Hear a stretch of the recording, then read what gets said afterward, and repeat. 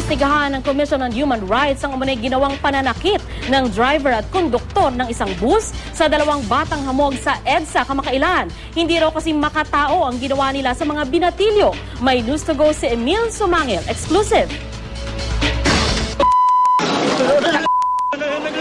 Ang panununtok at pananadyak sa dalawang batang hamog at paggapos sa isa sa kanila ng isang bus driver at konduktor, hindi raw makatao ayon sa Commission on Human Rights. Kahit pa, hindi raw nagbayad at nagbasag ng windshield ng bus ang dalawa at nagtangkang manaksak ang isa. Yung bus driver at yung konduktor, abay matatanda na ito, kahit ba naman binasag yung bus nila, they should not take the law into their own hands. Dapat, ibigay nila sa pulis yan, ibigay nila sa barangay tanod, ibigay nila sa barangay captain, ibigay nila sa mga law enforcement agencies at bawal na bawal yung sila mismo ang hahawak at kukunin yung didesisyon kung anong dapat gawin dito sa bata.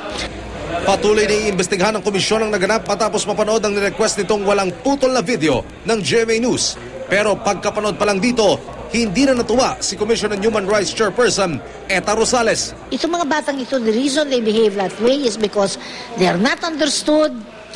Sinasaktan sila ng kanilang mga tatay o maaaring nanay, hindi sila nakakaintindi, wala silang pag-aalaga at pagmamahal na nagagawa dito sa pamilya nila. Kaya naghahanap sila ng kanilang, they go out. Hindi rin daw sang-ayon si Rosales na amyandahan ng Juvenile Justice and Welfare Act na nagbibigay proteksyon sa mga menor de edad laban sa pagkakakulong. Wastong pagpapatupad nila ng batas ang susi para tuluyang mailigtas sa mga menor de edad mula sa anyay kumunoy ng kapahamakan. Kung sasabihin mo, I am a mayor, I'm a government official, kailangan babaan yan up to 12 years old. Pwede na silang ikulong. Ikulong mo, then they will become mixed with the adults, then they will become just like the adults. The important thing is to understand their psyche, to understand their heart, their behavior, to understand their environment. Sinadya ko ang garahe ng Unicab Transport pero hindi raw pumasada ang bus driver at konduktor na nakuna namin ng video.